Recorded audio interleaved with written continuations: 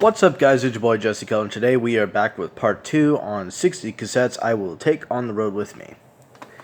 Now, first we have Timepieces, the best of Eric Clapton. This is a issue from the 80s. It has some pretty good songs on it, like Lay Down Sally, the live version of Cocaine, and just some other shit like I Shot the Sheriff After Midnight. It's not really like my personal definitive Clapton playlist. Like, if I could choose something, it'd have to be, like combination of shit he did with the Yardbirds, Derek and the Dominoes, Cream, Blind Faith, and some other solo stuff. Up next, we have beautiful Led Zeppelin bootlegs from 1977. That takes place in Cleveland, Ohio. These are copies of the infamous Destroyer concert. Up next, we have pretty much the first cassette I ever got in my collection, and that is Metal Church The Dark, local power metal band from Seattle. They're pretty badass. I love listening to this album just over and over again. Then we have Rat Out of the Cellar. This is actually a copy that the homeboy, Nate the Great Jackson, shout out to you, motherfucker, if you're gonna make videos anytime soon. Little bitch ass punk. I'm just fucking with you. Anyways, you do need to make some videos soon. But anyways, he gave that to me, so I'm gonna be playing it for a long ass time. Up next, we have Killers by Iron Maiden. This isn't in the best shape, but I'll still jam out to this all the fucking time because it's Iron fucking Maiden. And it's actually my favorite album by them. I got this at the same record store where I got Master of Puppets and Danzig and, it's just some of the other stuff that you've seen earlier in the last part. Another tape from that store, sorry about that, is Celtic Frost Morbid Tales, The Emperor's Return. My friend Amber actually got that for me at the same store, along with a couple of other cassettes. Next, we have my personal favorite AC/DC album, Power Age. I remember listening to this one while cleaning out the homegirl Lisa's place when she was moving to fucking Alabama. Then, can't remember how I got this one, but it is 2112 by Rush. I haven't listened to this in a while, and I probably should because I don't know what condition it's in. It looks like it's in good shape, but, looks can be pretty deceiving when it comes to tapes. Then, we have Holy Diver by Dio. It's his first solo album after having a falling out with Black Sabbath and leaving the band. But it's cool, it's an original. I actually got this on my birthday in 2017, so a couple years ago, off of eBay, but, it has, like, some of his most iconic songs, like Holy Diver, Stand Up and Shout, Straight Through the Heart, fucking Don't Talk to Strangers. Then we have Aerosmith's Greatest Hits. I got this at, I believe, Half Price Books. Yeah, I got this at Half Price Books with a couple other tapes. I can't remember them all off the top of my head.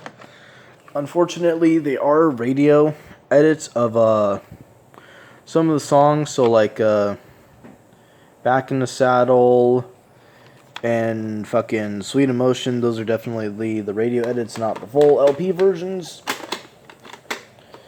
Then we have Eliminator, which is another album that I've had fucking forever now.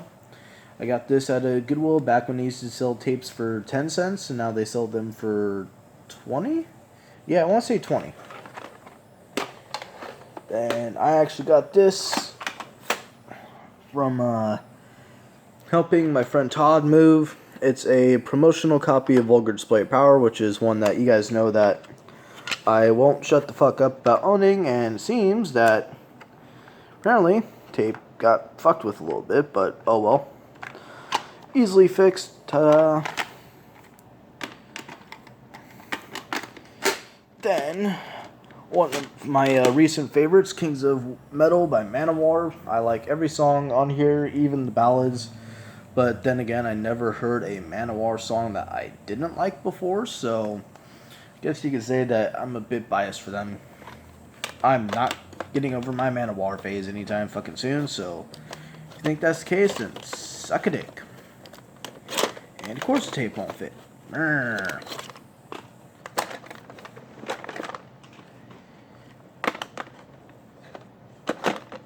Alright, we have Super Unknown by Soundgarden, which has Black Hole Sun and Spoon Man. Those are the only ones I really know off the top of my head, because I haven't listened to this a whole lot. Then we have my favorite Nazareth album, and probably the only Nazareth album that I actually know, except for Hair of the Dog, and that is Expect No Mercy.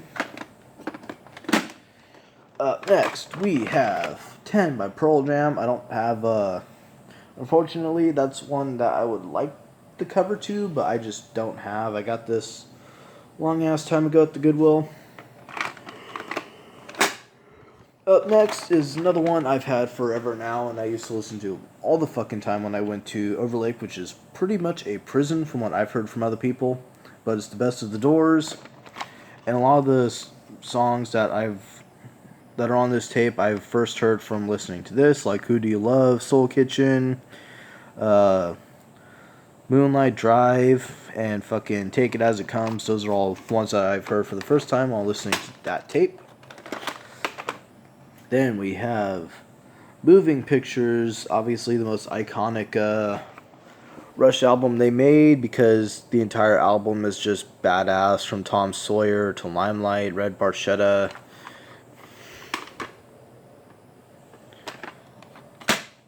Then we have a copy of Chronicle 2 by Creedence Clearwater Revival.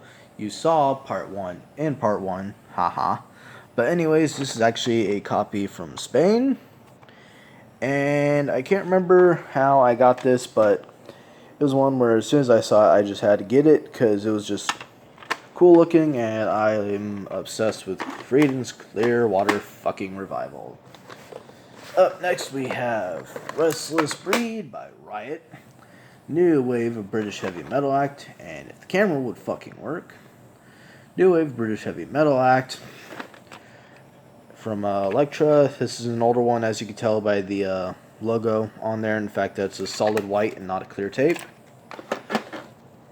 Then we have a weird male edition of Paranoid by Black Sabbath. This one's a little worn out, but that's because I personally have played it to death. It's an older copy, as you can tell by the paper label, and it's from the 70s. Even though it's Warner Brothers, it does have the sticker saying that, you know, it's manufactured by RCA under license of Warner Brothers. Then we have fucking Lucifuge by Danzig, which has, you know, some of their best songs on there, like Long Way Back from Hell, I'm the One. Those are my two favorites from there. And up next we have the 5th album by Black Sabbath, Sabbath Bloody Sabbath. As you can see, it's an 80s reissue. Otherwise, you know, it'd have the insignias right here. That's how you can tell, and plus the barcode. Then Disraeli Gears by Cream. I can't remember. Oh yeah, I got this from Value Village back when I used to sell them for 50 cents instead of a fucking $1. And one I genuinely don't know how I got for the fucking life of me is Boston. But it's a kick-ass album. Their first album is obviously their most iconic.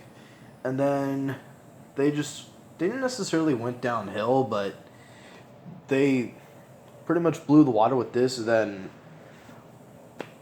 our expectations were lowered ever since.